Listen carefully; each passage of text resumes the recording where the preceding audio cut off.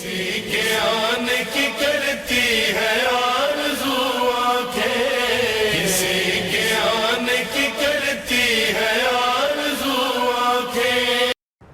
کہ ایک دفعہ چھٹے مولا امام جعفر صادق علیہ السلام اصحاب میں تشریف فرما ہیں، ذکر چل پڑا 12ویں امام کا، تو لوگوں کی صدائیں بلند ہوئی کہ مولا کتنا اچھا زمانہ ہوگا، کاش ہم بھی قائم کا زمانہ دیکھتے۔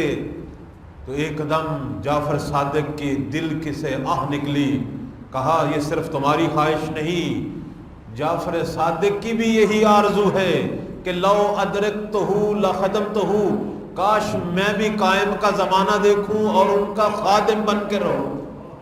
قائم وہ ہستی ہے، وہ مقام ہے پروردگار کے نزدیک کہ جعفر صادق جیسا امام بھی ان کی نصرت اور ان کی خدمت کے لیے تیار ہے۔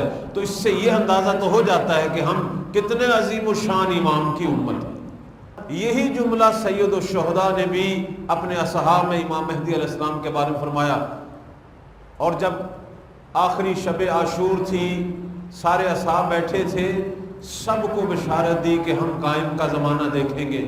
اس لیے ہماری روایات میں ہے کہ وہ ہستیاں جو مولا کے زمانہ ظہور میں رجعت کریں گی، پلٹیں گی، اس میں سرکار سید الشہداء اور تمام کربلا کے شہداء بھی اس کے اندر ہوں گے۔ صلوات پڑھنے پر محمد و آل محمد۔ اللہم صل علی محمد